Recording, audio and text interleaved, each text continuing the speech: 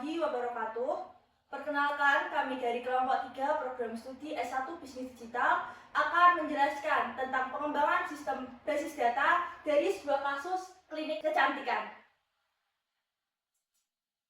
Sebelumnya, perkenalkan, nama saya Nabila Fatimah Zahra. Kemudian ada teman saya Anika Ainul Mardiah dan ada teman saya juga Yahra Nadia. Kemudian di sebelah sana ada Marsha Ayu Sawalia dan juga ada Nadia Ramadhani. Di sini kami akan menjelaskan materi mulai dari menentukan atribut, menentukan relasi, menentukan entitas dan juga kardinalitasnya, kemudian disambung untuk membuat tabel. Untuk materi pertama akan dijelaskan oleh teman saya Marsha Ayu Sawalia. Baik, yang pertama ada identifikasi entitas pada klinik kecantikan. Pada klinik kecantikan ini ada 8 entitas. Yang pertama, pasien, dokter, jadwal konsultasi, layanan, detail layanan, resep, pembayaran, lalu yang terakhir ada admin.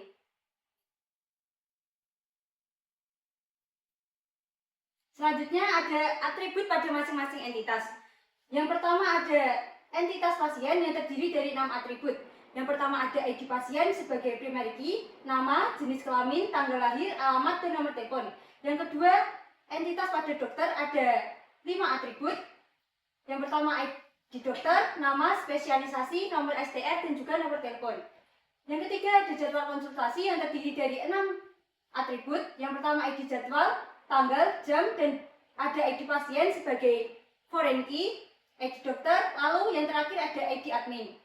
Yang keempat ada layanan yang terdiri dari 4 atribut, ID layanan, nama layanan, harga, dan juga deskripsi. Selanjutnya ada detail layanan yang terdiri dari 3 atribut. Yang pertama ada ID detail, ID jadwal konsultasi, dan juga ID layanan. Keenam resep terdiri dari 5 atribut, ID resep, nama obat, dosis, ID dokter, dan juga ID pasien. Yang ketujuh ada pembayaran yang terdiri dari ID pembayaran, tanggal, total, metode, dan juga ID pasien. Yang terakhir adalah entitas admin yang terdiri dari 4 atribut yang terdiri dari ID admin, nama, username, dan juga password. Baik, selanjutnya akan dilanjutkan oleh teman saya Nabila Fatimah Zahra. Baik, setelah menentukan atribut dan juga entitas tadi, kita akan menghubungkan antara entitas menggunakan relationship. Untuk yang pertama, yaitu kita menghubungkan pasien membuat jadwal konsultasi. Yang kedua, dokter menangani jadwal konsultasi. Yang ketiga, admin mengelola jadwal konsultasi. Yang keempat, jadwal konsultasi menggunakan layanan. Yang kelima, layanan membentuk detail layanan. Yang selanjutnya, dokter membuat resep, kemudian pasien menerima resep, dan yang terakhir, pasien melakukan pembayaran. Setelah itu, kita juga menentukan kardinalitasnya. Yang pertama, satu pasien dapat membuat banyak jadwal konsultasi, tetapi hanya satu jadwal konsultasi dimiliki oleh satu pasien atau bantu money. Kemudian yang kedua, satu dokter bisa menangani banyak jadwal konsultasi, tapi satu jadwal hanya ditangani oleh satu dokter atau bantu money juga. Kemudian ada satu admin mengelola banyak jadwal konsultasi, tetapi satu jadwal dikelola oleh satu admin, bantu money. Kemudian ada satu jadwal konsultasi bisa menggunakan banyak layanan, tetapi satu layanan bisa digunakan di banyak jadwal konsultasi juga, atau bisa disebut money to money. Kemudian ada satu layanan bisa punya banyak detail layanan, tetapi satu detail layanan hanya berasal dari satu layanan saja atau bantu money. Kemudian ada satu dokter dapat membuat banyak resep, tetapi satu resep hanya dibuat oleh satu dokter, bantu money. Kemudian ada satu pasien bisa menerima banyak resep, tetapi satu resep hanya diberikan oleh satu pasien, bantu money. Dan yang terakhir, kardinalitasnya yaitu satu pasien bisa melakukan banyak pembayaran, tetapi satu pembayaran itu hanya dilakukan oleh satu pasien atau biasa disebut bantu money. Baik, setelah kita membuat entitas, atribut, relasi, dan juga kardinalitasnya, maka kita bisa membuat gambar IRG ini, di mana gambar ini terdiri dari entitas yang berlambangkan dengan persegi panjang, di mana ada resep, dokter, pasien, jadwal konsultasi, admin, pembayaran, layanan, dan juga data layanan. Kemudian di entitas itu terdapat atribut yang berlambangkan dengan oval, seperti ID resep. Ini tulisannya bot karena ini melambangkan primary key. Kemudian ada nama obat, dosis, ID dokter, dan juga ID pasien yang berlambangkan FK atau foreign key. Kemudian dari entitas satu ke entitas lain disambungkan menggunakan relasi yang berlambangkan belah ketupat, di mana dokter membuat resep. Dan juga kita menghubungkan kardinalitasnya, seperti setiap satu dokter bisa membuat banyak resep atau one to many yang dilambangkan dengan garis seperti ini. Oke, setelah kita membuat gambar IRD, kita akan melanjutkan ke selanjutnya, yaitu transformasi IRD ke dalam bentuk tabel yang akan dijelaskan oleh teman saya Aniko Ainul Mardia. Oke, saya akan menjelaskan transformasi IRD ke dalam bentuk tabel. Seperti yang sudah kita pelajari, transformasi IRD ke dalam bentuk tabel itu mempunyai beberapa aturan.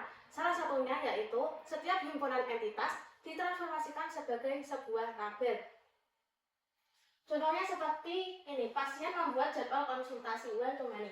Di dalam tabel pasien ada atribut ID pasien, nama pasien, jenis kelamin, tanggal lahir, alamat, dan nomor telepon. Lalu tabel jadwal konsultasi. Ada ID jadwal, tanggal, jam, ID admin, ID dokter, dan ID pasien.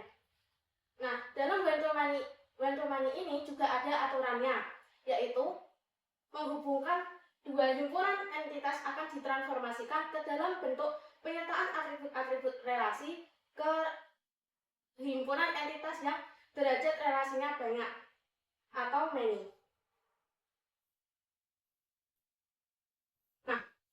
Nanti, karena di jadwal konsultasi ini ada 3 foreign key, maka yang berhubungan sama tabel pasien, saya taruh di bagian belakang, paling belakang. Nah, ID pasien ini termasuk atribut yang ditambahkan dari tabel pasien. Nah, ID pasien yang awalnya menjadi primary key, menjadi foreign key di jadwal konsultasi. Selanjutnya ada dokter menangani jadwal konsultasi. Ini sama kayak tadi one to many. Di dalam tabel dokter ada atribut ID dokter, nama dokter, spesialisasi, nomor STR, dan nomor telepon. Lalu tabel jadwal konsultasinya ada ID jadwal, tanggal, jam, ID admin, ID pasien, dan ID dokter. Sama seperti tadi, ID dokter saya taruh di belakang dan ini termasuk atribut yang ditambahkan dari tabel dokter. ID dokter yang awalnya menjadi primary key di tabel dokter menjadi foreign key di jadwal konsultasi. Lalu ada admin mengelola jadwal konsultasi. Sama one to many, tabel admin ada atribut ID admin, nama admin, username, dan password. Lalu tabel jadwal konsultasi ada ID jadwal, tanggal, jam, ID pasien, ID dokter, dan ID admin. Sama juga ID admin menjadi yang awalnya jadi primary key di tabel admin menjadi foreign key di tabel jadwal konsultasi. Selanjutnya akan disampaikan oleh teman saya Zahratun Nadia. Selanjutnya saya akan menjelaskan hubungan antara jadwal konsultasi dan layanan. Hubungan antara dua entitas ini bersifat many to many atau MN, artinya satu jadwal bisa menggunakan lebih dari satu layanan dan satu layanan juga bisa digunakan di beberapa jadwal. Untuk mengatasi relasi ini kita buat tabel tambahan, yaitu jadwal menggunakan layanan. Tabel ini berisikan kombinasi ID jadwal dan ID layanan yang masing-masing merupakan foreign key dari tabel asal. Tabel jadwal konsultasi menyimpan data jadwal yang di dalamnya ada tanggal dan jam. Tabel layanan menyimpan jenis layanan seperti facial brightening dan botox injection. Karena satu jadwal bisa mencakup lebih dari satu layanan, misalnya pasien ingin facial dan botox sekaligus, dan satu layanan bisa digunakan di banyak jadwal, maka dibuatlah tabel relasi yang menghubungkan keduanya.